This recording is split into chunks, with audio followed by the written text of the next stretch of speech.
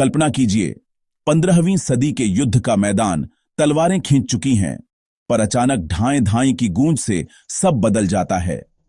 यही था बारूद यानी गन पाउडर का जादू, जिसने 3 ऐसे साम्राज्यों को जन्म दिया जिनका नाम ही इतिहास में गन पाउडर एम्पायर पड़ गया: ऑटोमन, सफवीद और मुगल। ऑटोमन साम्राज्य के मेहमेट द्वितीय की कहानी कोई भूल नहीं सकता, जिसने 1453 में बेसिलिका जैसे विशाल तोपों के बलबूते कॉन्स्टेंटिनोपल फतेह किया।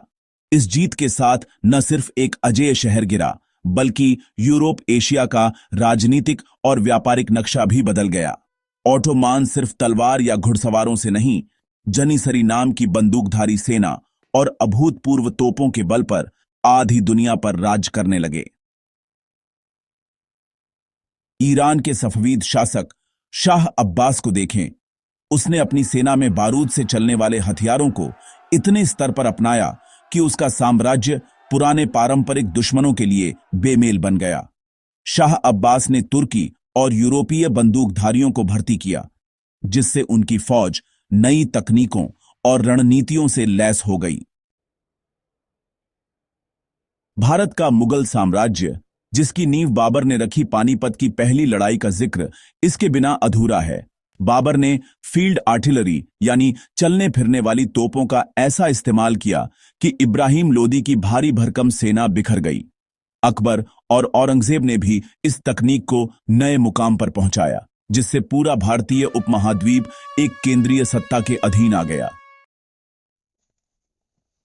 गन पाउडर की वजह से ये साम्राज्य अपने द्वार की सबसे बड़ी ताकत बने। इनका असर सिर्फ युद्ध में नहीं दिखा, प्रशासन, कला, समाज और तकनीकी विकास भी इससे जुड़े।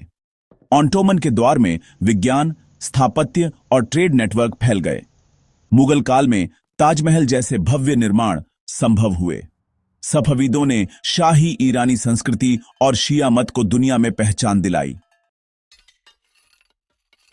जरा सोचिए, अगर गन पाउडर न होता तो न कॉन्स्टेंटिनोपल का पतन होता, न बाबर दिल्ली जीतता, न शाह अब्बास अपना साम्राज्य मजबूत कर पाता। यानी बंदूक और तोप ने ही इन साम्राज्यों को पुरानी ताकतों से आगे बढ़ाया और कई पुरानी परंपराओं को बदलकर नई दुनिया बनाई। उस समय की एक और कहानी ऑटोमन सुल्तान सुलेमान को सुलेमान दी मैग्निफिसेंट कहते हैं, जिनकी तोपों और बंदूकों ने यूरोप के हंगरी, वियना तक दहशत फैला दी थी। मुगल काल में खानवा की लड़ाई में राणा सांगा के घुड़सवारों को बाबर की तोपें और बंदूकें रोक गईं।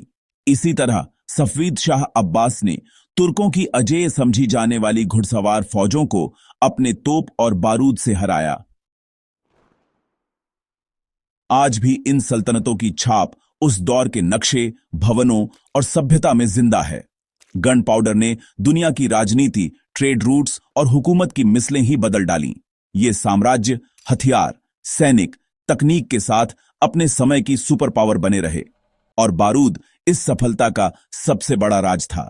तो सच कहा जाए, जहां बारूद पहुंचा, वहीं नई सल्तनतों ने दुनिया का नक्शा बदल दिया।